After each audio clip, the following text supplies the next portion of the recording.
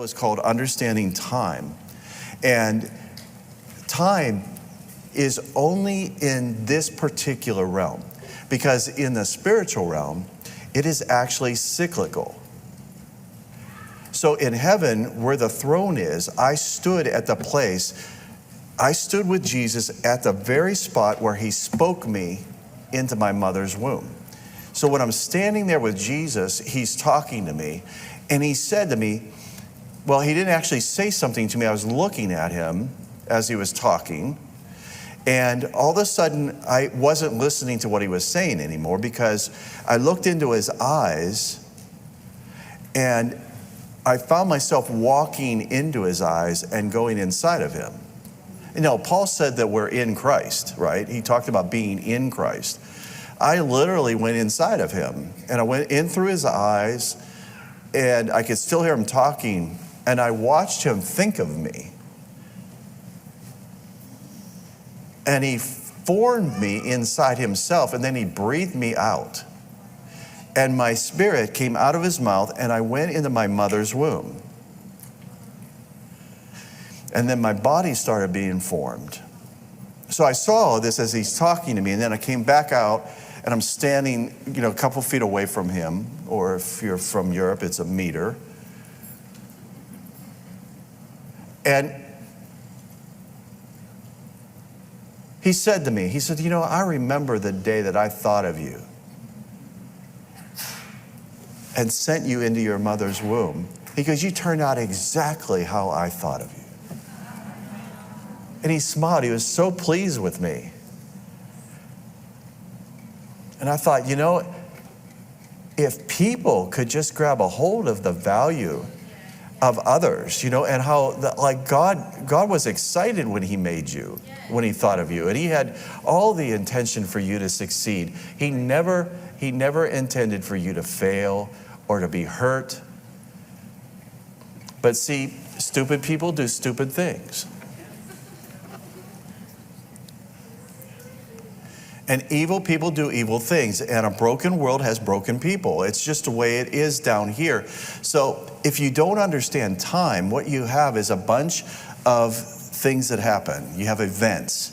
So I want to make it as simple as possible, because what I saw is really hard to explain to all of us who are just kind of used to, you're brainwashed. But I can't, I don't want to offend you, so I won't say that. But you're all brainwashed into thinking that all these different sequences of events lead up to something. So you have this happen and this happens, and then you become a product of, your environment. You can become a product of all this stuff that's happened to you, and then people can analyze you, and then they just prescribe drugs for you, and they just keep you numb.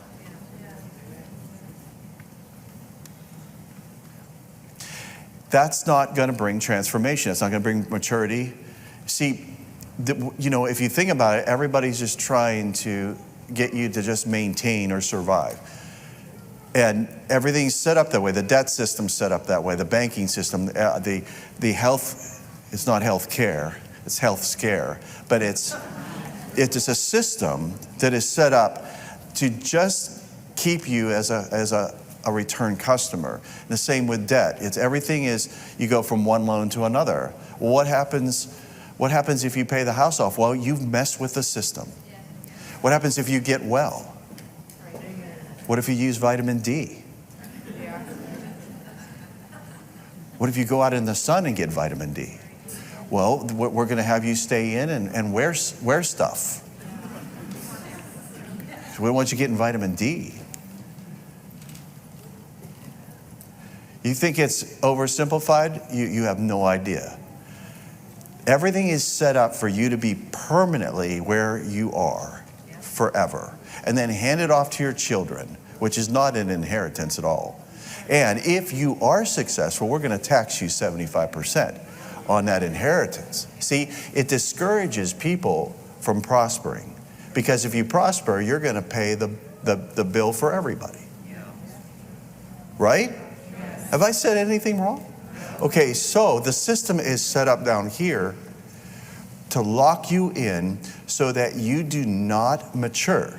You do not ever experience transformation or freedom, and yet you live in the land of the free?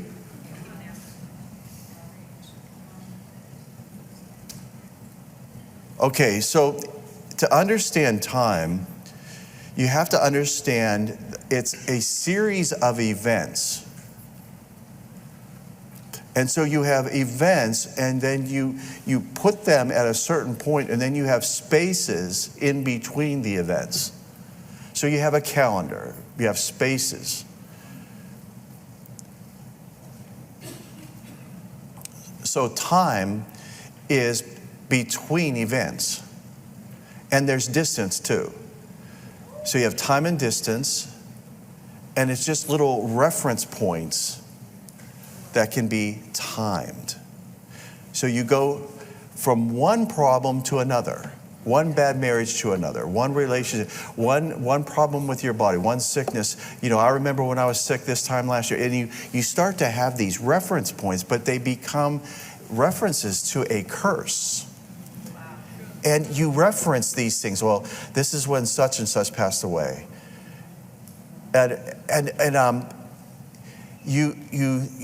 If you look at the news, it's all terrible things that are happening, but it's never about the one person that succeeded or escaped, or it's very rare to hear good news.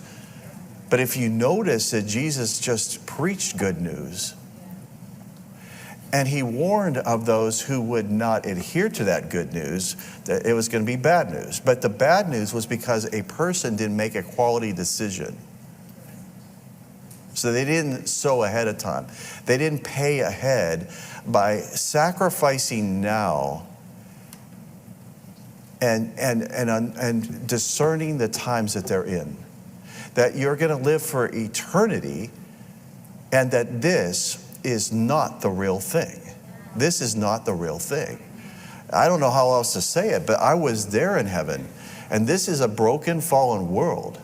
This is embarrassing. I always say this, it's like a Walmart with no doors. You can never get out. You're stuck. You're stuck in the Walmart. So you never check out. And you didn't even want to go to begin with. It's just something you have to do. It's not a good experience. What's a good experience is clicking and having the driver deliver it 2 hours later. That's beauty.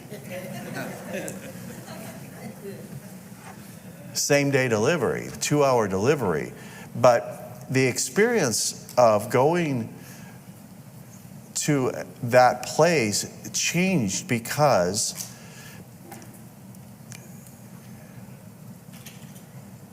it became about sales instead of taking care of people. If you take care of people, then you have good news and you have good events, and then the time between, you wish it was shorter because you can't wait to get back together with your tribe, with your people, with your, with what you want to do. So you have to stay in your giftings. You have to stay in your creativity. So school and education needs to be that way. Anything that you are being trained for, it has to be not just a formality. It has to be, you have to discern that you're going to be better when you're done, and that you can enjoy the journey. And you have to discern that you are valuable. So none of these things are being said, whether it be in the education system, and it's not being done in the church properly either. And it's gotten into the church to where the church just wanted to process and say, this many people came to the Lord. This is what the offering was. We can get our new building because the offerings have been very, very good. And it's based on inflow, outflow, and it becomes like a corporate type of thing. And then the people, us people, are the ones that suffer because of leadership not remembering why they're doing what they're doing. So Jesus, when he got kicked out of the synagogues, he just went out into the outer areas where the farmers were and the shepherds, and he just hung out with the people. But it became a big deal. So what happened is because he was messing with the system and he was kicked out, just like all your heroes were kicked out of the church. All the people that formed new denominations, it was because they were kicked out. The reason why was they were messing with the system. But see, what they were really doing was they were saying, excuse me, we're off. And it happens in every generation. But see, the thing of it is that the people suffer when leadership does not stay true. You can't compromise, because then it produces a generation that's compromised, because people are just following closely. So you have to keep it pure. You have to keep it potent and keep it strong. You cannot live from event to event. You cannot, I don't know if you know this, but they actually are intentionally causing things to happen around Christmas so that people start to dread Christmas. And I know this. I've known this for several years before it even happened. And every Christmas, I would tell myself, enjoy this Christmas because it might be the last enjoyable one you have. This would happen for years. And then when it really happened, I said, so this is what you were trying to tell me. And so we got to start to be transformed inside so that we can start to transform the trend and not allow people to do this. Make Christmas the best thing that ever happened this year. I mean, start now. I saw in heaven that there is no time. I saw in heaven there's times and seasons, and it's based on what God says. So whatever God says is what really counts. But down here, in order to take that and make it change a calendar, make it change a clock, make it change distance, you have to do something about it.